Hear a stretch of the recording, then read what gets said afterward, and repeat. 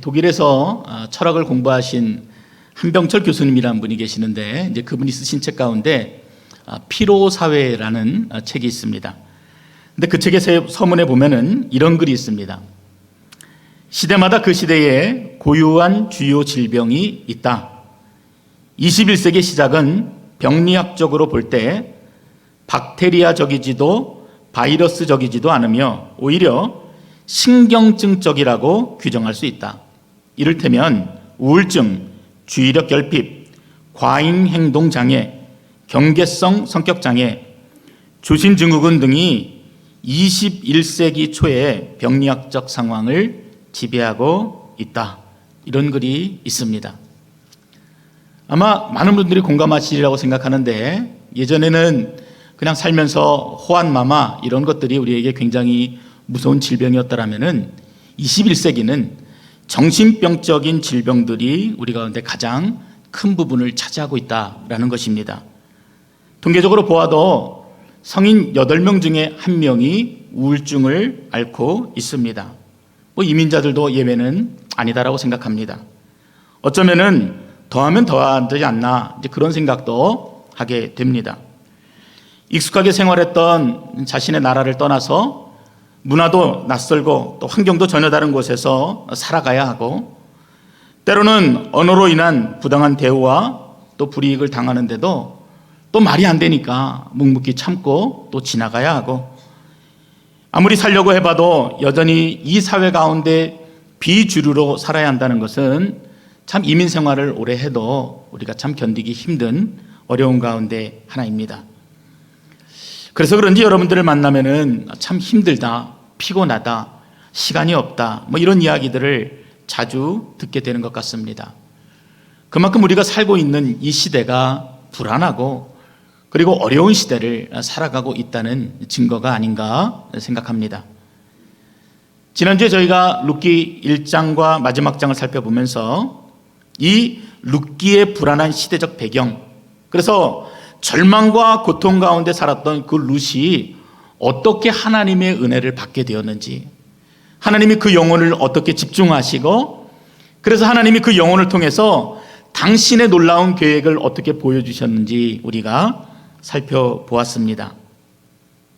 룻기의 배경은 사사시대예요. 영적으로 가장 타락했던 시대가 바로 룻기라 그랬습니다. 그래서 룻기 1장 1절에 보면은 하나님 우리가 가나안을 정복해야 되는데 하나님 어떻게 해야 됩니까? 물으면서 시작했더라면은 사사기 마지막 장에 가면은요 하나님 앞에 물어보는 것이 아니라 각자 자기 소견에 옳은 대로 행하였더라. 그래서 하나님도 없고 물어볼 것도 없고 하나님을 아는 신앙도 없고 그래서 오직 자기의 생각과 뜻대로 완전히 인본주의적인 시대가 사사 시대였던 것입니다.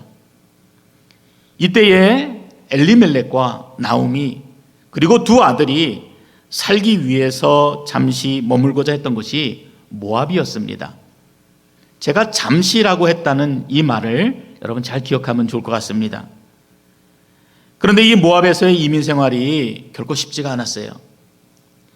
그냥 비지터로 방문했는데 살다 보니까요 그냥 녹록치 않아서 조금 더 살자, 조금 더 일해보자 이렇게 하다 보니까 10년이라는 세월이 지났고 그 10년이라는 세월 동안에 남편을 잃고 두 아들도 잃어버린 것입니다.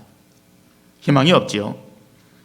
그래서 누구처럼 불안장애로 두려움과 절망 가운데서 살아갈 수밖에 없었을 것입니다. 이런 상황을 겪으면서 아마 나오미는 스스로를 향해서 끊임없이 질문했을 것이에요.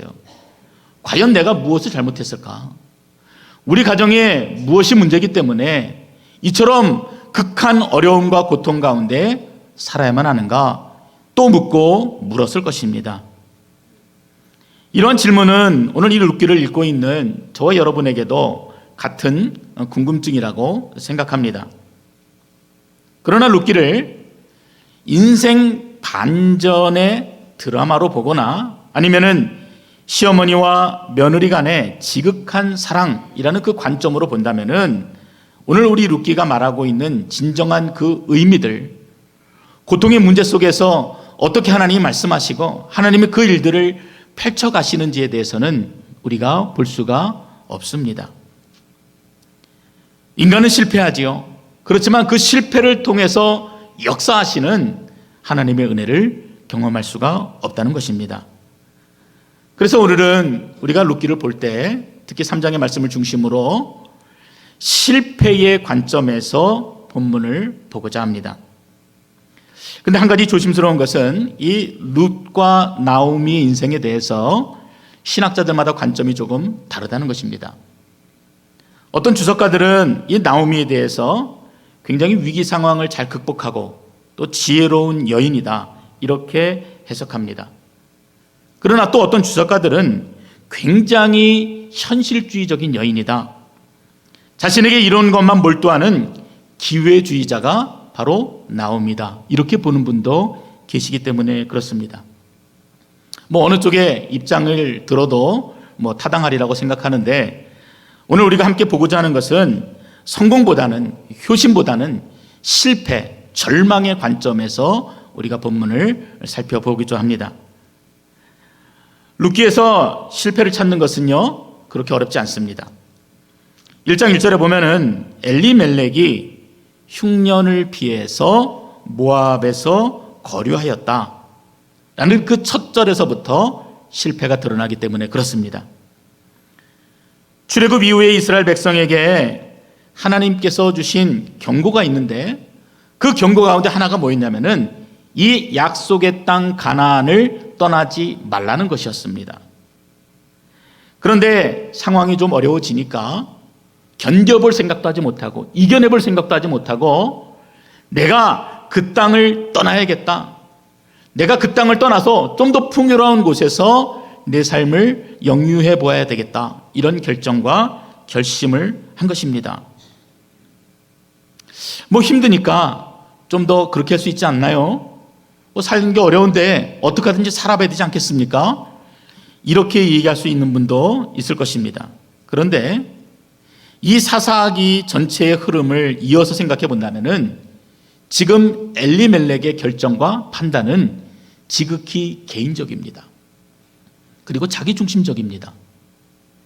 하나님을 떠나서 생각하고 결정하여서 지금 하나님의 약속의 땅이 아니라 사해 건너 곡창지대인 좀 더 쉽게 살 수 있는 모압으로 떠나려는 것입니다.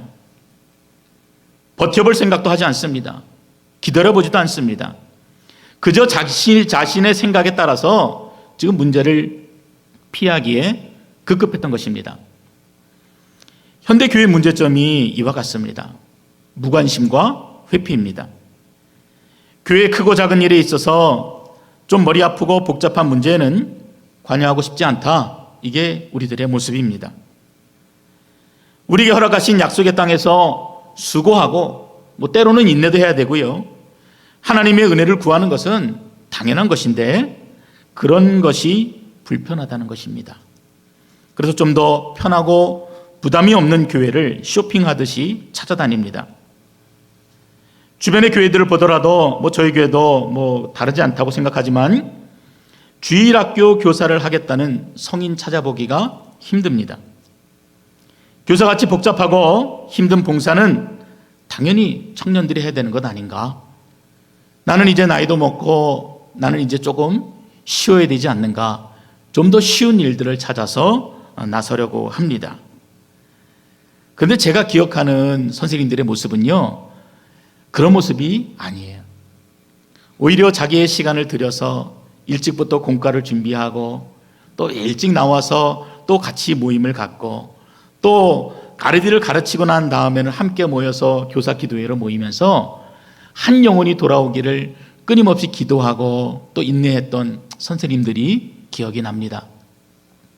아프면은 전도사님이 아니라 선생님들이 신방으로 오셨어요. 아침마다 전화로 일일이 깨워주셨던 선생님들, 그런 모습들을 여러분도 아마 기억하리라고 생각합니다. 근데 그런 일들이 한 10년, 20년 사이에 참 많이 달라져 있습니다. 그래서 그러한 소망과 기대를 가지고 봉사하는 교사들을 찾기가 어렵습니다.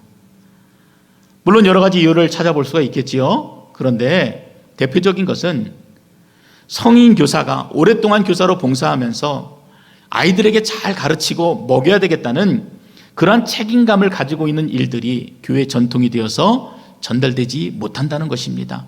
단절이 되었습니다.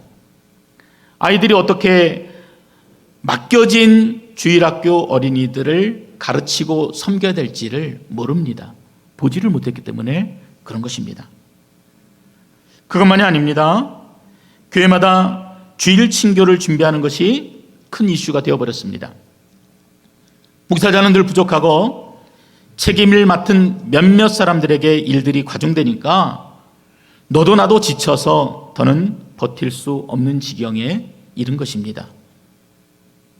이런 것처럼 얼마 전까지만 해도 당연하다고 여겼던 봉사들이 이제는 힘들고 어려운 문제들이 되어버렸습니다. 그래서 그런 부담이 없는 모압과 같은 교회로 옮기겠다는 것입니다. 그 현대인들의 마음들이에요. 엘리멜렉과 나오미는 흉년이 찾아왔을 때 그 문제를 도피하고자 했습니다. 약속의 땅도 잊어버렸고 하나님의 약속도 잊어버렸습니다. 그 결과가 무엇이었습니까? 남편을 잃고 두 아들을 잃어버립니다. 그리고 고국에서보다 더 비참한 이방의 객이 되어서 또다시 구걸해야 하는 비극적인 삶으로 추락해버린 것입니다. 우리가 하나님을 떠나면 평화로울 것 같고 우리가 하나님을 떠나면 자유로울 것 같지만 결국 우리가 하나님으로부터 멀어지고 하나님의 약속을 잊고 살게 될 때에는 세상 속으로 버려지는 비련의 주인공이 된다는 것을 오늘 본문이 우리에게 가르쳐주는 것입니다. 하나님의 약속을 붙잡고 현실의 문제를 헤쳐나가시는 여러분 되시기를 바랍니다. 문제를 그저 피하려고만 하는 교회와 지도자는 결단코 그 하나님의 뜻을 알 수도 없고 주님의 비전을 바라볼 수도 없는 것입니다. 첫 번째 실수가 가장인 엘리멜렉에서 비롯되었더라면 두 번째 실수는 나오미에게서 찾을 수 있습니다. 남편과 두 아들이 죽자 나오미는 중대한 결정을 하게 됩니다. 시작은 좋았습니다. 10년의 이민 생활을 정리하고 다시 약속의 땅으로 돌아갈 결심을 한 것입니다. 그런데 얼마 못 가서 나오미는 자신과 같은 과부가 된 두 며느리에게 한 가지 제안을 하게 됩니다. 1장 8절부터 9절에 보면은 나오미는 굉장히 믿음이 좋고 마음이 넉넉한 시어머니처럼 며느리에게 이렇게 말합니다. 너희도 각기 너희 어머니의 집으로 돌아가라. 이 말은요, 이방 신들이 있는 그 땅 모압으로 돌아가라, 그 이야기입니다. 그러면서 너희가 죽은 자들과 나를 선대할 것 같이 여호와께서 너희를 선대하기를 원한다. 자신이 할 수 있는 축복의 말들로 이별을 선언합니다. 이후의 내용은 아마 여러분들이 잘 아실 것입니다. 이렇게 말하자 이 며느리들이 자신들은 어머니와 함께 가겠다고 울고, 또 시어머니는 내게는 그 어떤 소망도 없으니까 너희라도 살아야 하지 않겠냐, 마치 드라마의 한 장면처럼 함께 통곡하는 장면이 그 뒤에 이어집니다. 그래서 많은 분들이 기억하는 것들은 이 며느리들의 지극한 효심, 그리고 그 며느리들을 향한 시어머니의 한없는 사랑, 이렇게 본문을 이해합니다. 그런데 제가 말씀을 준비하는데요, 이 마음이 너무 불편한 것이에요. 그렇게 이해하기에는 걸리는 것들이 너무나 많다는 것들이 느껴졌습니다. 특히 15절에서 탁 하고 걸렸는데, 두 며느리 중 오르바가 자신의 고향으로 떠날 것을 결정하고 나서 남은 두색에 나오미가 이렇게 말합니다. 보라, 네 동서는 그의 백성과 그의 신들에게로 돌아가니 너도 너의 동서를 따라 돌아가라. 여러분, 이게 무슨 문제인지 아시겠습니까? 앞에서는 여호와 하나님의 이름으로 축복하며 눈물을 흘리는 어머니의 지극한 정성과 사랑, 그렇게 보였잖아요. 근데 지금 모습은 영적인 가장으로서의 책임을 완전히 버린 어머니의 모습만이 남은 것입니다. 자신의 책임을 버리고 피하고 그리고 두 며느리를 우상의 땅으로 돌려보내면서 너희들이 지금 믿었던 그 신앙마저도 포기할 것을 이야기하고 있는 것입니다. 동서가 모압의 주신인 그모스에게로 돌아갔던 것처럼 너도 그 우상에게 돌아가라, 그 이야기를 하고 있는 것입니다. 굉장히 현실적인 대안을 주고 있다고 생각하실지 모르겠습니다. 신앙이 뭐가 그렇게 중요하냐? 모압 남자라도 만나야지 그래도 네가 살아갈 수 있는 것 아닌가? 하나님을 믿는 신앙으로 개정하였다고 절대 말하지 마라. 너를 감추어라. 신앙을 포기하더라도 세상에서 살아남아라. 이런 이야기들을 지금 룻에게 전해준 것입니다. 근데 여러분, 이런 내용이 낯설지 않습니다. 왜요? 우리가 그렇습니다. 많이 들어본 내용 같지 않습니까? 지난 주간에 한국에서는 수능 시험이 있었습니다. 근데 한국에서 이 수능 때가 돌아오면은요, 이 고3은 교회 가운데 예배도 면제, 봉사도 면제입니다. 너무 극단적인 표현이긴 하지만 그 정도로 암묵적인 상황이 교회 안에 있다는 말입니다. 대구의 어느 교회 장로님 아들이 고3이 되면서부터 교회에 나오지 않았다고 합니다. 뭐 흔하다고 할 수 있습니다. 그 이유를 목사님 물어보니까 요즘 대학 입시 공부하느라고 시간이 없어서 못 나오겠다라는 것입니다. 그리고 대학에 입학하게 되면은 그때서 나오겠습니다. 이렇게 이야기하더랍니다. 아들이 교회에 나오지 않아도 살아야 하니까, 그리고 인생이 성공해야 하니까 신앙은 잠시 내려놓아도 좋다 하는 그 무언의 긍정이 이 장로님 부부에게 있었던 것입니다. 그리고 또 한 문제는 그런 장로님이 두려워서 신앙적인 권면을 하지 못하는 목회자에게도 문제가 있었던 것입니다. 요즘은 그렇습니다. 성공할 수만 있다면은 신앙은 조금 멀리해도 괜찮다라고 하는 이 나오미와 같은 현세적인 부모들이 너무나 많더라는 것입니다. 그렇다면 우리가 나오미에게서 기대할 수 있는 모습은 여러분 무슨 모습이겠습니까? 신앙에 있어서 끝까지 책임을 지는 영적인 가정의 권위를 지키는 것입니다. 이전에는 실수가 있고 실패를 거듭했을지라도 영적인 권위에 있어서는 그 누구보다도 강직한 모습을 이 나오미가 보여주었어야만 하는 것입니다. 오히려 가겠다고 하는 룻에게 가지 마라. 하나님께서 약속의 땅으로 우리를 보내셨으므로 지금 우리에게 아무것도 소망이 없고 희망이 없는 것처럼 보이지만 하나님이 우리를 먹이실 것이다. 왜? 너와 내가 믿는 하나님은 전능하신 하나님이기 때문에 그렇다라고 가르치고 권면하는 것이 맞을 것입니다. 하나님의 언약을 가르치고 끝까지 격려하면서 약속의 땅으로 그 며느리를 이끌었어야 했습니다. 여러분의 가정에 그러한 영적인 권위가 바로 세워지시기를 주의 이름으로 축원드립니다. 결코 포기하지 않는 견고한 신앙의 유업이 대대손손 이어지시는 은혜가 우리 안에 있어야 하는 것입니다. 마지막 세 번째 실수는 나오미의 현세적인 신앙이 다시 한번 빛을 발하는 이 3장에 나타납니다. 이번에도 시작은 좋았습니다. 자신을 따라온 룻을 생각하니 마음이 너무 짠했습니다. 그래서 1절에 보면은 룻의 앞날을 걱정하면서 안식하며 복되게 할 한 가지 계획을 세우게 됩니다. 그것은 친척이면서 재력가인 보아스를 얻는 것이었습니다. 그 보아스를 얻는 것이 유일한 삶의 희망이고, 그리고 이 절망을 탈출할 수 있는 유일한 출구다라고 생각했던 것입니다. 여러분이 아시는 것처럼 보아스는 넓은 땅과 많은 종들을 거느린 재력가입니다. 거기다가 아직 미혼입니다. 그래서 보아스의 총애를 입고 보아스의 마음을 얻고 그에게 은혜를 입을 수만 있다면 룻도 살고 그리고 나이 많은 나오미도 살 수 있는 이 현실적인 문제를 한 번에 해결할 수 있는 지름길이 되기 때문에 그랬던 것입니다.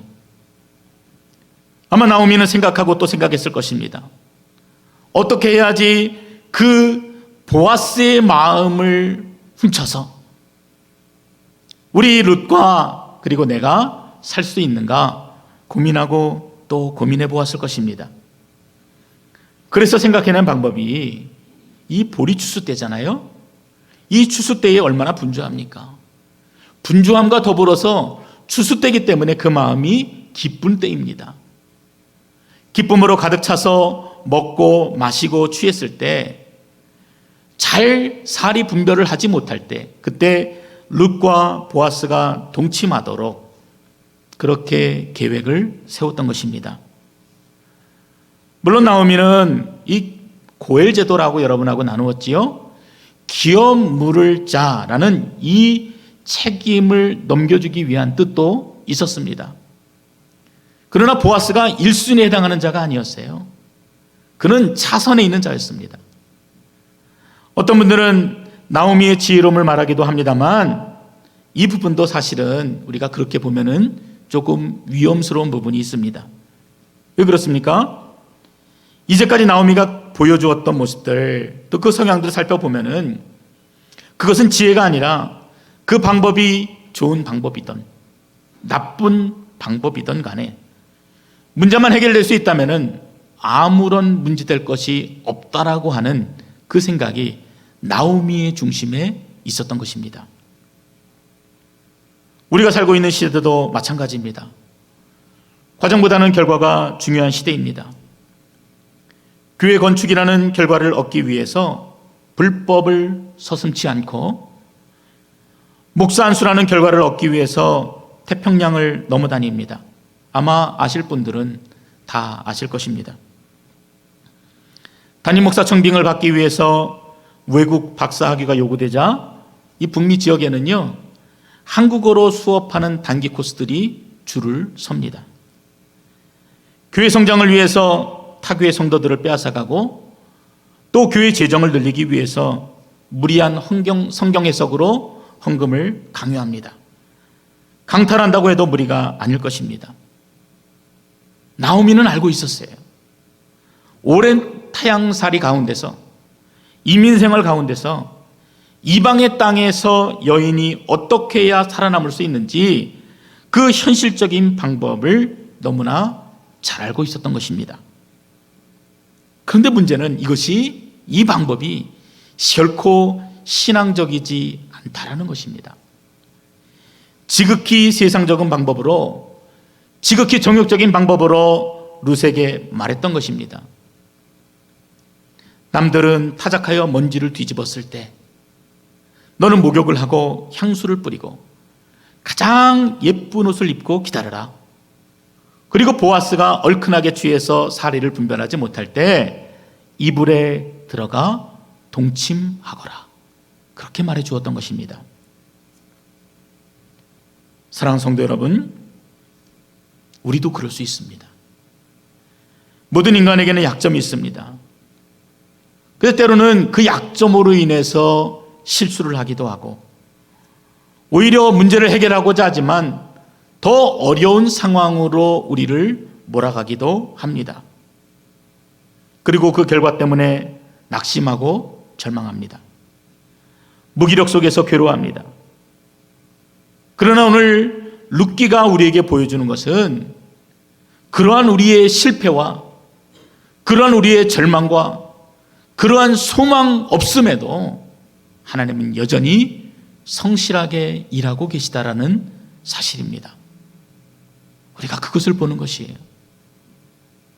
나는 끊임없이 실패하고 나는 끊임없이 넘어지지만 그럼에도 하나님의 은혜는 이 룻과 또 그 가정을 덮고 있었다라는 것입니다.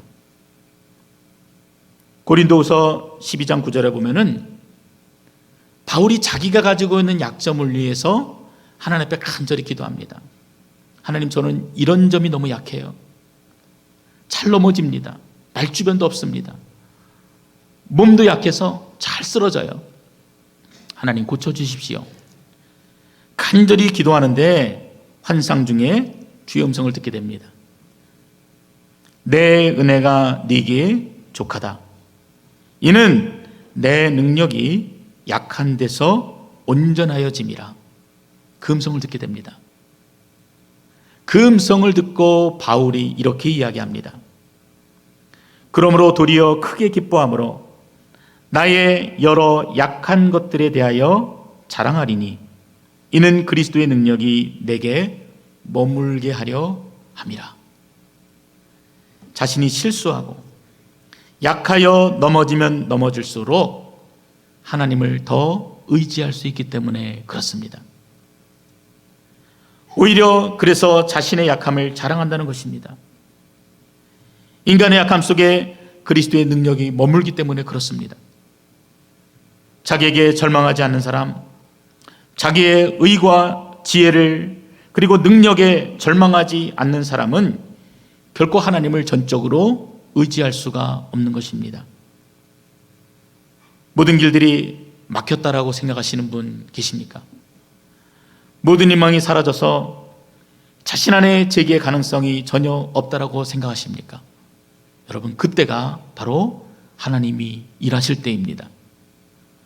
우리가 불가능하다고 여기는 그때, 우리가 두 손 두 발을 다 들고 완전히 내 인생은 끝장났다고 바닥에 엎드릴 때, 그때 비로소 하나님의 일하심을 우리가 경험하게 되는 것입니다. 오늘 룻기가 그것을 우리에게 보여줍니다. 끊임없이 실패하는 엘리멜렉과 나오미 그리고 룻의 가정을 통해서 하나님이 얼마나 섬세하게 일하시고 또 그들을 향해서 얼마나 구체적인 구원의 계획을 가지고 계신지를 우리가 확인하게 되는 것입니다. 그렇다면 앞서 살펴보았던 이 세 가지 실패들을 통해서 하나님이 어떻게 일하셨는지를 살펴보는 것들이 우리에게 유익이 될 것입니다. 먼저 현실을 도피하여서 약속의 땅을 버리고 모압으로 떠났던 엘리멜렉의 실수는 변심하지 않는 그 며느리 룻의 혈통을 통해서 다윗과 예수 그리스도를 낳게 하시는 놀라운 구원의 역사로 바꾸어 주셨습니다. 그리고 두 번째, 두 며느리를 자신들의 고향으로 돌려보내고자 했던 그런 나오미의 실수에 룻은 이렇게 대답합니다. 1장 16절과 17절에 보면은 내게 어머니를 떠나며 어머니를 따르지 말고 돌아가라 강권하지 마옵소서. 어머니께서 가시는 곳에 나도 가고 어머니께서 머무시는 곳에서 나도 머물겠나이다.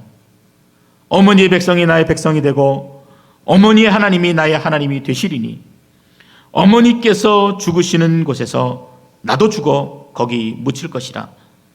만일 내가 죽는 일 외에 어머니를 떠나면 여호와께서 내게 벌을 내리시고 더 내리시기를 원하나이다. 대대로 좋은 혈통 가운데 믿었던 여인이 아니에요. 이방 여인입니다.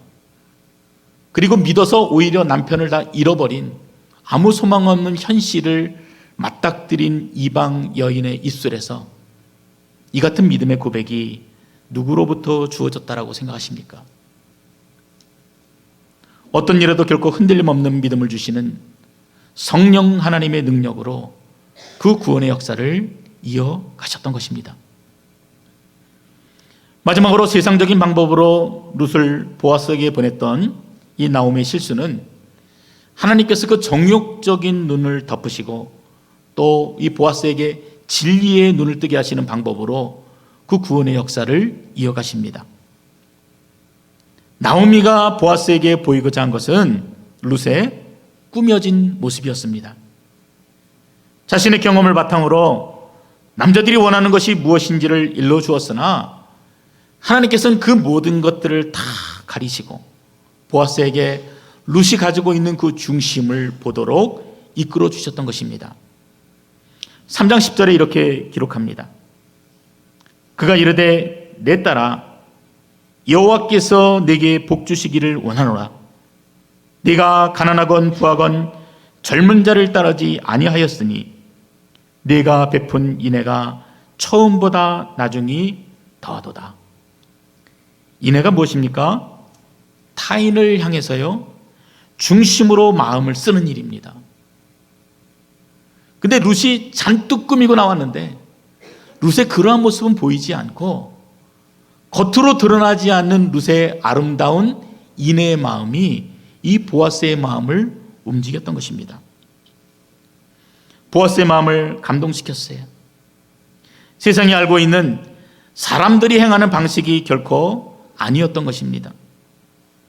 여호와께서 보여주신 인애의 마음이 보아스를 감동케 하였고 결국엔 그의 마음을 움직여서 하나님의 구원의 역사를 이어가셨던 것입니다. 사랑하는 성도 여러분, 하나님께서는 우리의 실패를 통해서도 당신의 역사를 이어가심을 믿으시기 바랍니다.